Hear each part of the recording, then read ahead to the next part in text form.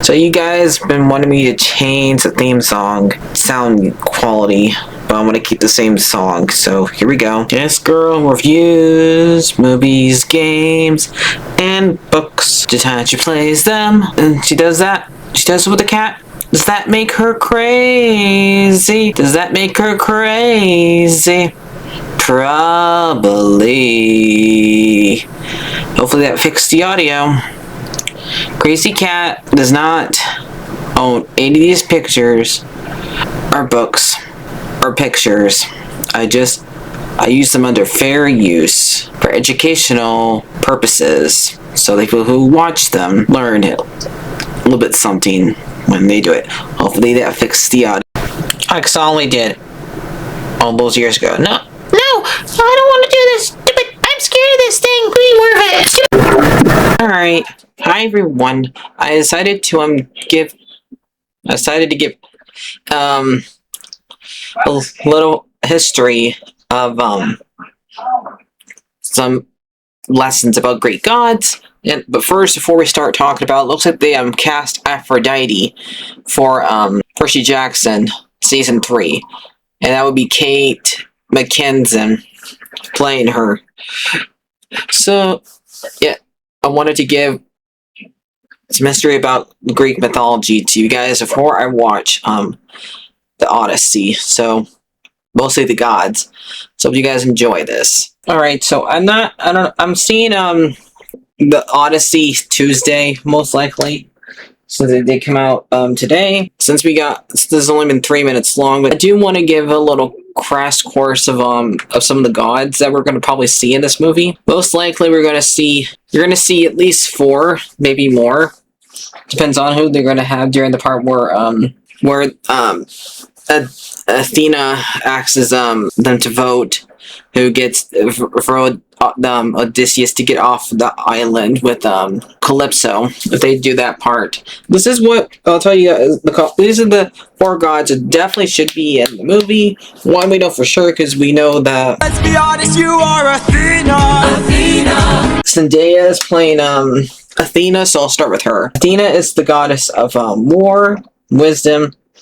Mostly, a lot of times she has an owl with her. She is Zeus's eldest kid. She was birthed through his head because Zeus ate her to make sure that try to stop from Athena being born, because he had somebody told him. A seer told him, or oracle told him that him and his kids will try to kill him, like his dad, like he killed his dad. So kind of like history repeat himself, which doesn't really happen for him.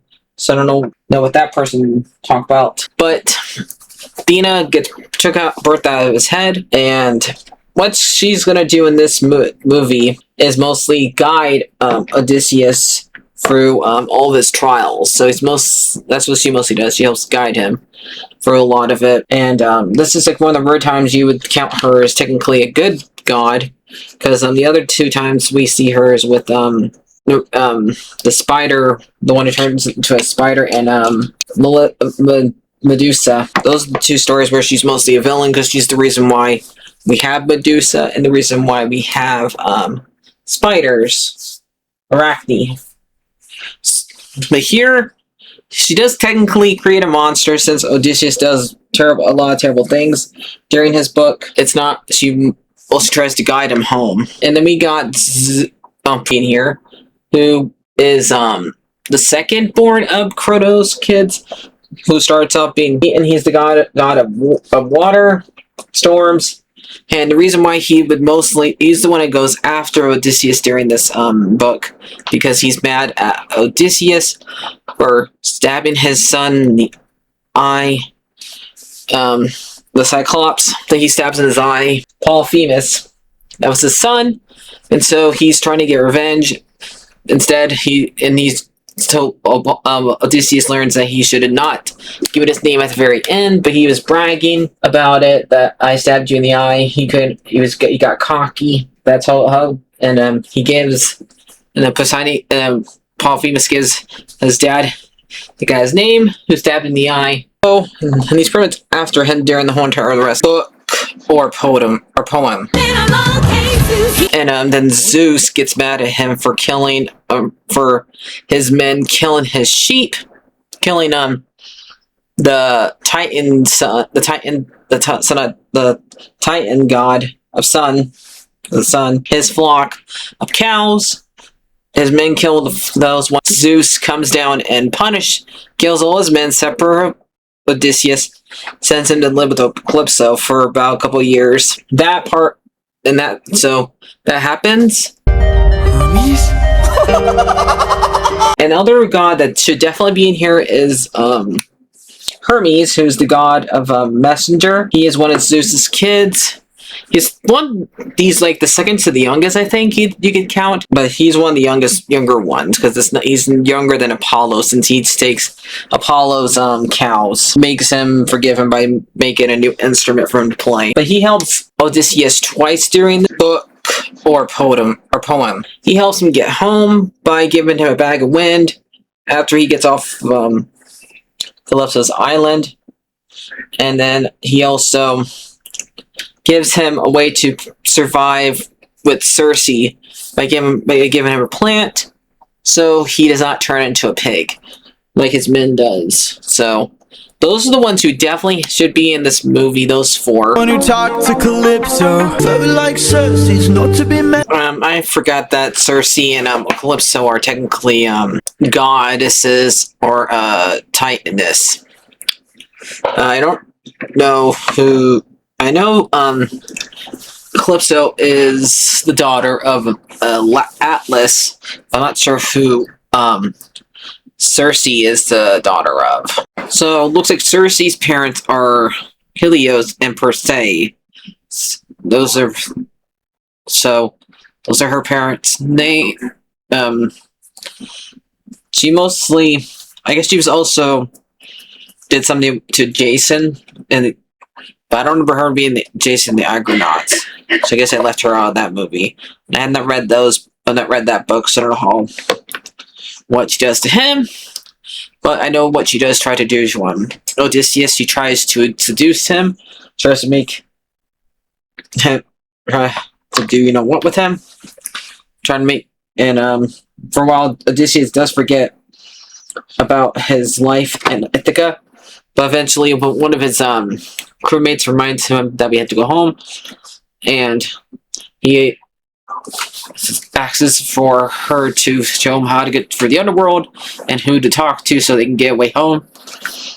And the Calypso tries to seduce him to stay. Circe does not, because I guess Circe is way more is not like to ever say over men, like, because unlike Circe, Calypso is all alone. Nobody's there with her really, because she's being punished for what she did. I think Circe is too, because she got punished for what she did to that creature that got turned into the one with the 7 dog legs, Scylla. Because Scylla went after one of Circe's boyfriends, and she punished her by turning her into what she is in the Odyssey. Calypso gets punished for siding with her dad during the War of the Titans, and that's why she's there on the island. Those two have a lot in common, but they're not exactly the same, since one tries to force him to stay until Hermes comes and helps him get off the island, or Athena does. I didn't take my vitamins today. Anyway, those two girls should be in the movie. They're not. They would be really mad. So in this movie, because if you listen to the epic musical, we have during that song we have Hera.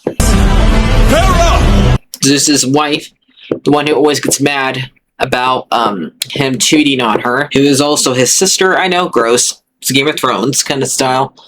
Then we also got Apollo, who is the god of the sun, who is one of the ones who votes for him to go home.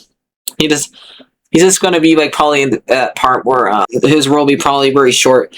His story is that he was born through one of Zeus's affairs that he had, his many affairs, where his mom, who was a Titan, was chased by a snake while she was pregnant, and she was forced to like give birth on a certain island. So, and then had both him and Artemis. So that's what happens there, and we could have Ares, Aphrodite, or Hephaestus. Ares is the only kid that will probably be on here that is both Zeus's and Hera's. The rest of them are affairs. He is the god of war. Aphrodite is the goddess of love, who is supposed to be Hephaestus' wife, but she cheats on him with Ares. Hephaestus was born crippled with his legs because his mom, Hera, were being too ugly, threw him off the mountain, and he tries to get revenge for that by building a chair that she sits in, and he has to help her get out of it since he's the one to build it. But he only way he can let her out if he like treats him properly, let him live on Mount Olympus, and let him marry Aphrodite. And both of those ones would be one of the ones that help Odysseus get home. So those are the ones who will most likely be in this movie, the Odyssey. So I just wanted to let you guys know by giving you a quick synopsis about it. So I'll see you guys later. Like, favorite, subscribe, and bye-bye.